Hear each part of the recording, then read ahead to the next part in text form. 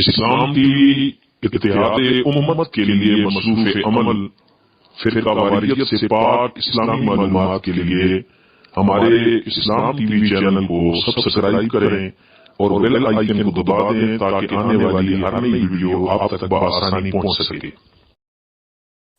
الحمدللہ وکفی الصلاۃ والسلام علی سید الانبیاء والمرسلین اما بعد فاعوذ باللہ من الشیطان الرجیم بسم اللہ الرحمن الرحیم قال اللہ تبارک و تعالی فی الکلام المجید یا ایھا الذین آمنوا لا تبطلوا صدقاتکم بالمن والأذى صدق اللہ مولانا العظیم۔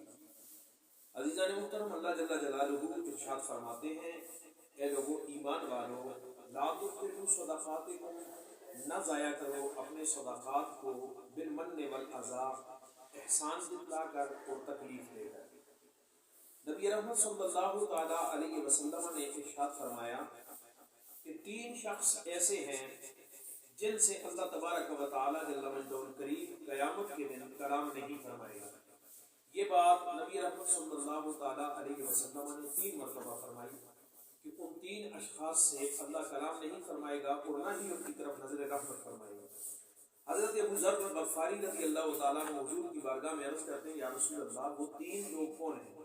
فرمایا تکبر سے کپڑا لٹکانے والا اور صدقات کا احسان جتلانے والا اور جھوٹی قسمیں کھا کر اپنا مال فروخت کرنے والا۔ یعنی یہ 3 لوگ وہ ہیں جن سے نبی کریم علیہ السلام نے فرمایا اللہ نہ کلام فرمائے گا اور نہ ہی ان کی طرف نظر رحمت فرمائے گا۔ عزیزان محترم، صدقات جو ہیں یہ اللہ تبارک و تعالی جل مجدہ الکریم کی بارگاہ سے ڈھیروں اجر و ثواب کا خزانہ حاصل کرنے کے لیے ایک عظیم عمل ہے جو مومنین کو دنیا و آخرت میں نفع دیتا ہے۔ لیکن یاد رکھیے، صدقہ ریاکاری کے لیے ہو، احسان جتلانے کے لیے ہو، دوسرے کو تکلیف دینے کے لیے ہو، کہ صدقہ کر کے پھر بار بار اسے اذیت دی جائے، اسے تکلیف دی جائے، تو ایسے صدقات جو ہیں وہ اجر اور ثواب کا باعث نہیں بنتے بلکہ اللہ سبحانہ وتعالیٰ کے عذاب کا اور اس کی گرفت کا باعث بنتے ہیں۔ یاد رکھیے، سب سے زیادہ اجر اور ثواب جو ہے وہ صدقات کرنے پر اللہ سبحانہ وتعالیٰ عطا فرماتے ہیں۔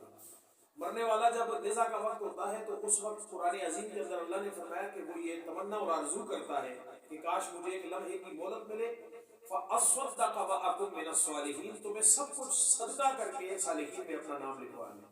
مفسرین کرام فرماتے ہیں کہ مرنے والا صرف صدقے کا ہی کیوں سوال کرتا ہے، اس وقت اس کی تمنا یہ کیوں ہوتی ہے کہ مجھے مہلت ملے اور میں صدقہ کر کے صالحین اور نیکوکاروں میں نام لکھوا لوں؟ تو فرماتے ہیں اس لیے کہ جب آدمی مرنے لگتا ہے سارے حجابات اٹھ جاتے ہیں، ساری حقیقتیں آشکارا ہو جاتی ہیں۔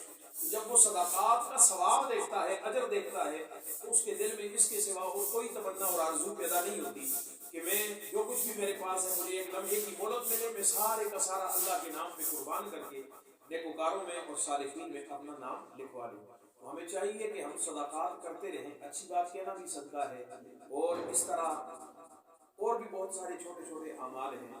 اگر ممکن ہو تو نبی کریم علیہ الصلوۃ والسلام نے فرمایا کہ ایک کھجور کا دانہ بھی اگر صدقہ کر کے تم جہنم کی آگ کو ٹھنڈا کر سکتے ہو تو اپنے لیے جہنم کی آگ کو ٹھنڈا کرو۔ تو جتنی استطاعت ہو، جس قدر استطاعت ہو، صدقہ کرتے رہنا چاہیے۔ صدقہ رد البلا ہے۔ میرے آقا کریم علیہ السلام نے فرمایا صدقۃ رد البلا، صدقہ بلاؤں کو رد کر دیتا ہے، دور کر دیتا ہے۔ تو یہ آفات و بلیات سے بچنے کا ذریعہ بھی ہے اور اللہ کی بارگاہ سے اجر اور ثواب حاصل کرنے کا بھی ذریعہ ہے، اور دنیا و آخرت میں کامیابی کی ضمانت بھی ہے۔ اللہ تبارک و تعالی ہمیں صدقات کے ساتھ اپنی زندگیوں کو عبادت کرنے کی توفیق عطا فرمائے، عبادت رکھنے کی توفیق عطا فرمائے۔ وما علینا الا